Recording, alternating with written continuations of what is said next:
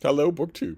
Well, it's Wednesday, and that would ordinarily be Epic Comic Book Wednesday, where Michael K. Vaughan and I would team up to talk to you about comics. But uh, he's had a bit of distraction in his life. I've had a bit of distraction in my life. So there won't be any joint comic book video today. But I know that Hannah gets very distraught if there's no comic book talk on Wednesday. So I thought I would make a quick video to talk not so much in conjunction with Michael K. Vaughan, but about him, about the power of stately Vaughan Manor. Because Michael K. Vaughan has been complaining for years, as his channel has grown, as his reach has grown, about DC Comics, the home of real superheroes like Superman and Batman and Wonder Woman, and how bad they are at reprint culture. They have an absolutely vast back catalog of treasures, and they're currently pumping out mostly garbage, same as Marvel. But Marvel seems to have a much more savvy approach to constantly repackaging and reprinting things, whereas DC tends to just repackage and reprint the same old war horses that have made them money. Now that is changing, and that's great. They, I believe, have listened to critics like Michael K. Vaughan and are getting on the ball with guaranteed money, which is actually what it is. Reprinting great old stuff from your past is guaranteed money. You will have to spend money to package it, but you will make that money back. Now, that money, I'm not gonna rant here. That money is more guaranteed in one place than anywhere else, and that is the Legion of Superheroes. The Legion of Superheroes, created by Otto Binder, has the most fanatical fan group of them all. More than Deadpool, more than Punisher, more than Wolverine, more than anything. If DC Comics came out with some new elaborate Legion-themed reprint every week that thing would sell out. No doubt about it at all. Not the same thing with picking some counterculture run on Catwoman or some isn't this interesting in its little details run on Justice Society of America. No, the Legion of Superheroes. If you do the Legion of Superheroes and repackage it, it will sell. But all this old stuff will sell. All of it will make your money back. And DC has finally seemed to learn that. They're coming out with DC Finest, a collection of full-sized, full-color reprints, paperback reprints that looks very promising. I'm a little bit confused by the initial run of DC Finest, but I'll take it. They're coming out with a steady onslaught of big $150 omnibus volumes. And there's a very booming collector's market for those the minute they go out of their first printing, so that helps. Comic book companies notice that. And they are slowly doing something else as well. And that's what I want to talk about in this video, just briefly. They are doing something called compact DC Comics. Compact Classics. And I knew about this in the planning stage, theoretically, but I had not actually seen one. I have now actually seen one. I wish I could hold it up to you. But through a complex circumstances, I can't show it to you. But I have held one in my hand, and I can describe it to you. I know what they're like now, and oh my God, they're a godsend. They're an absolute godsend. They're a great idea. They will make back their money. They are ordinary paperback-sized reprints of iconic DC runs or characters or titles. They're smaller than a normal-sized trade paperback, but bigger than a mass-market paperback or even those larger prestige paperbacks. They're kind of a digest size, a little bit larger than a digest size, and they have no folderol whatsoever. Laminated cover, laminated back cover, normal newsprint page, full color, no introduction, no extras at all. And they are $10 a piece. Which is just what they should be doing. That is exactly what DC Comics should be doing.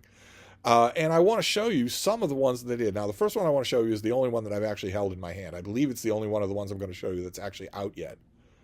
And that is this. It's Watchmen by Alan Moore and Dave Gibbons. This is one of the greatest graphic novels of all time. It came out as a 12-issue series.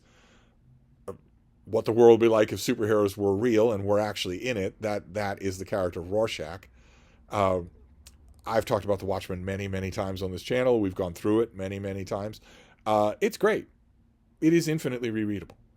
And the DC Comics compact comics, see up there? This is from, they all have this little thing here with a category. They have a category. This is thriller.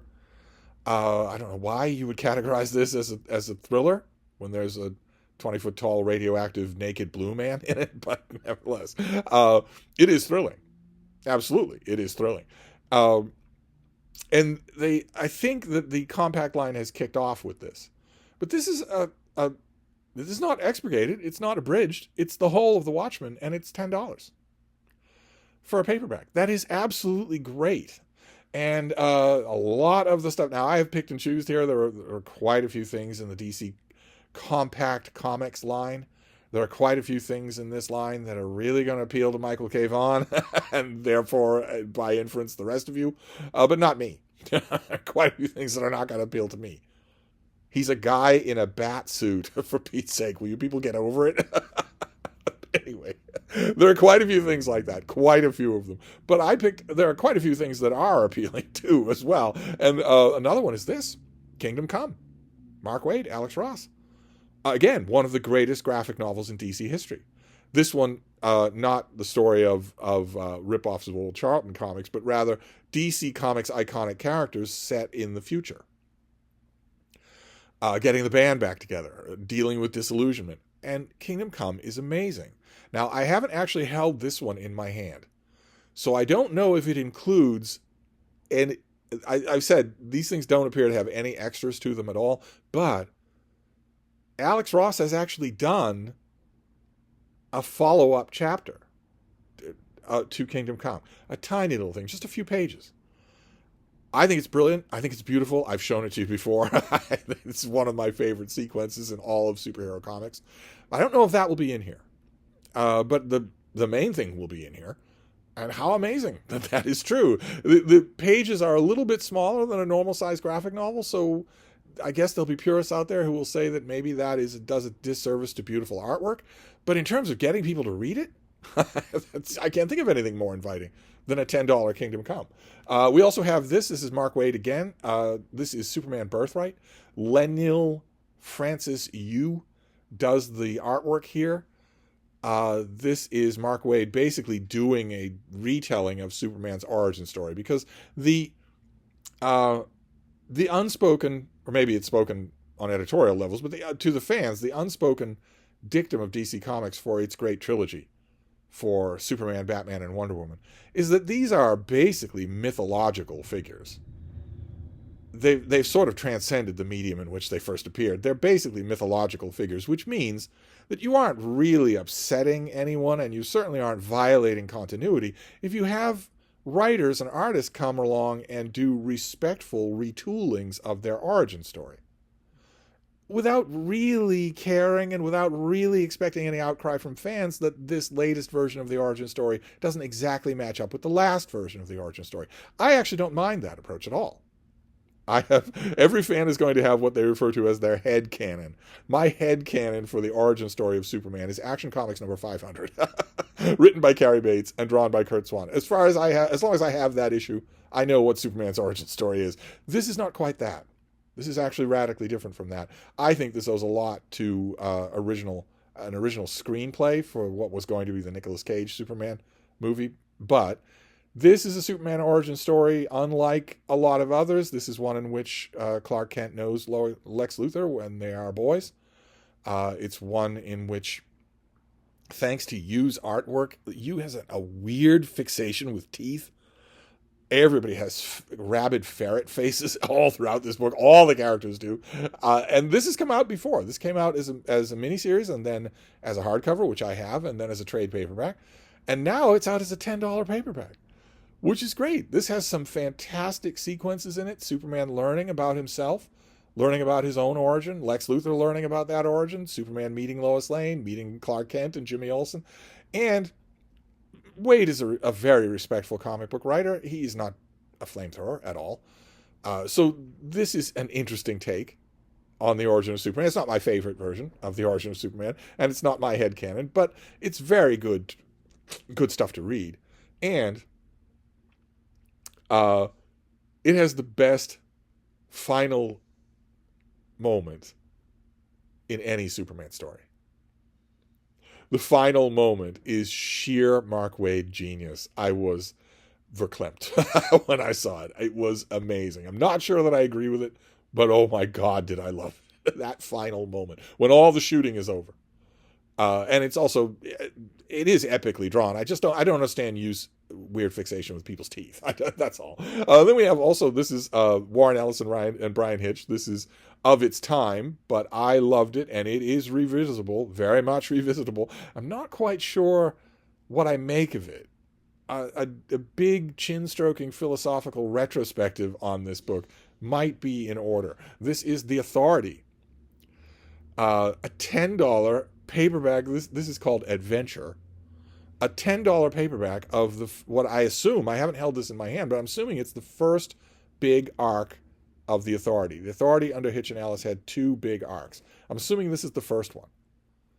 And those of you who are young and maybe have only just recently come to comics will know that The Authority has been folded into DC continuity. That should not be true. No real fan of DC. I mean, they own it, but the Authority is a super team. That's The Authority on the cover there. And they are not a part of DC continuity, please.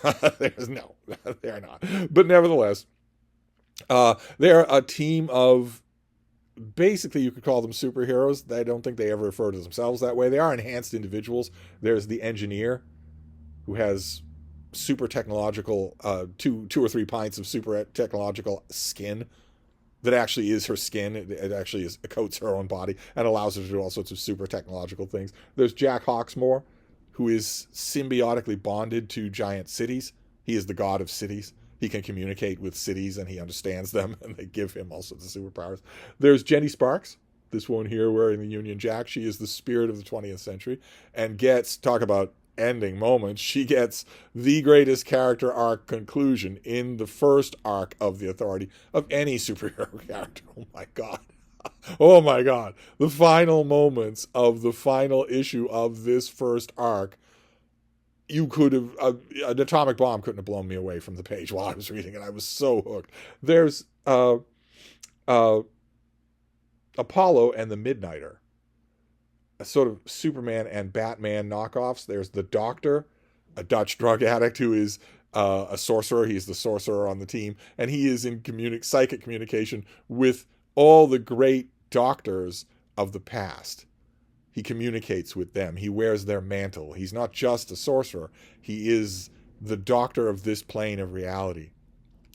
And Brian Hitch, bless his heart, when we see some of those scenes of the Doctor communing with other doctors, other iconic doctors, including the Doctor who wore the mantle for this comic before The Authority, for Planetary. There was a different character. You don't need to know that. I'm making this sound more complex than it needs to be. This is wonderful. Whether you know anything at all about what went before it in Wildstorm, it's wonderful. But when Brian Hitch is drawing some of those communing moments, we see a panorama behind the Doctor of all the other Doctors. And not only is Bones McCoy part of one of those panoramas, but so is the 4th Doctor from Doctor Who. Very nice. And then there's the requisite chick, the requisite winged person, all but useless in the course of this or any other Authority arc, but nevertheless, it's only because Brian Hitch and Warren Ellis are such raving misogynists. I'm amazed they got Jenny Sparks right, but they don't do Dr. Shen well at all. But it doesn't matter. It doesn't matter because every story like this is going to have a weak spot, and The Authority is incredible.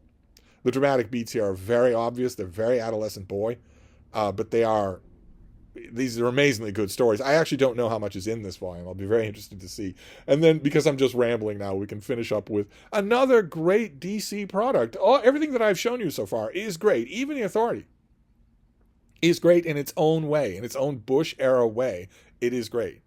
We'll finish up with the last thing. Keep in mind, there's all sorts of other stuff that Michael K. Vaughan would sing the praises of. All sorts of dumb Batman stories. All sorts of other dumb Batman stories. Catwoman stories.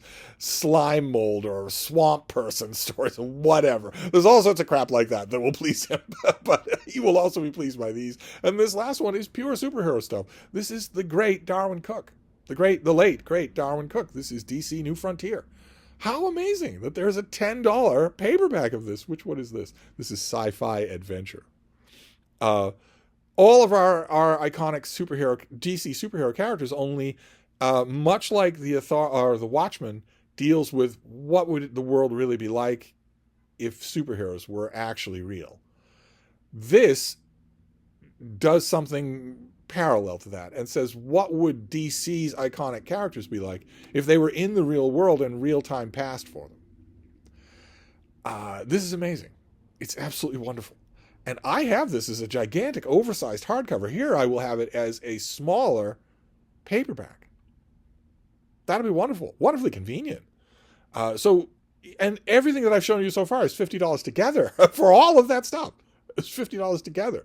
So I wanted to show you these. I wanted to have some comic book conversation for Comic Book Wednesday. These are the compact DC classics that have started to come out. The Watchmen is out. Sic Transit Gloria Mundi. I had it in my hand and now it's gone. But the Watchmen is out, and the others will be coming out all summer and in the autumn. So mark them down. Get your library to get them in. God help us. It won't be a big expense on the library's part. But anyway, I just wanted to mention the power of Von Manor, that DC Comics is starting to get the message here. And Marvel Comics is doing an equivalent thing. Their premiere editions are equivalent, where they are reprinting a whole bunch of storylines in cheap, smaller-sized, no-frills paperbacks. Unlike DC, they have decided to pepper their first 2 or 3 months of offerings with junk. The only good thing is Daredevil Born Again, which is one of the greatest comic book storylines of them all, one of the only things fit to stand with all these things. And that'll be great to have a $10 copy or $11 copy of that. I didn't talk about the Marvel ones today because, DC Comics is real heroes. These are real heroes. But anyway, I'm thrilled at this. I'm hoping to have the whole of these at one point or another. But anyway, I'm going to wrap this up for now. There's your comic talk, Hannah. But I'll be back. Thank you, BookTube.